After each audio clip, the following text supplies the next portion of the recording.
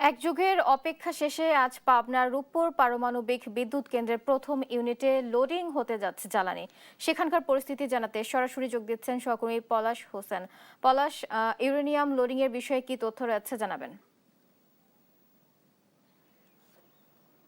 জি বুবলি, আপনি যেমনটি বলছিলেন, আর কিন্তু ২ ঘন্টা পরে পাবনা যে রূপপুর যে পারমাণবিক বিদ্যুৎ কেন্দ্র রয়েছে সেটি কিন্তু আজকে ফুয়েল লোডিং এর কার্যক্রম কিন্তু উদ্বোধন করা হবে।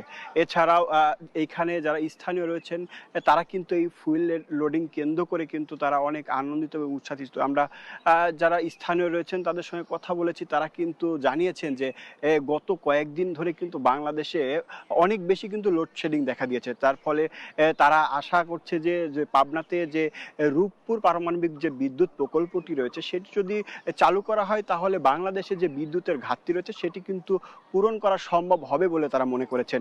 এছাড়াও যারা এখানে যারা স্থানীয় সহ পাবনাবাসীর যে মানে অনেক দিনের আশা কিন্তু রয়েছে যে পাবনা যে পারমাণবিক যে বিদ্যুৎ প্রকল্পটি রয়েছে সেটি কিন্তু উদ্বোধন করা। সেটির কিন্তু প্রথম ধাপ আজকে দুপুর ৩টার দিকে কিন্তু পাবনা যে পারমাণবিক বিদ্যুৎ কেন্দ্র এটা কিন্তু আজকে ফুয়েল লোডিং কিন্তু উদ্বোধন করবেন।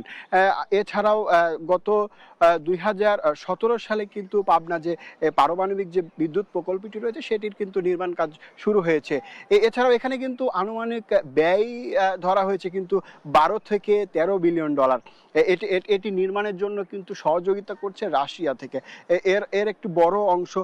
আমি যদি গুরুত্বপূর্ণ বিদ্যুৎ কমানোর ক্ষেত্রে আমদানিকৃত যে জ্বালানির উপর নির্ভর কমানো ও পরিবেশ বান্ধব বিদ্যুৎ উৎপাদন দেশের শিল্প ও অর্থনীতিতে বড় অবদান রাখবে বলে স্থানীয়রা মনে করছেন।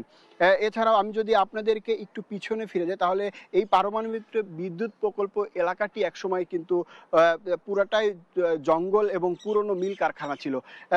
এরপরেই কিন্তু পারমাণবিকের কাজ শুরু হওয়ার পরপরই কিন্তু এখানে যে মিনি মিনি রাশিয়া সহ কিন্তু এখানে অনেক নতুন নতুন প্রকল্প কিন্তু হাতে নিয়েছে সরকার।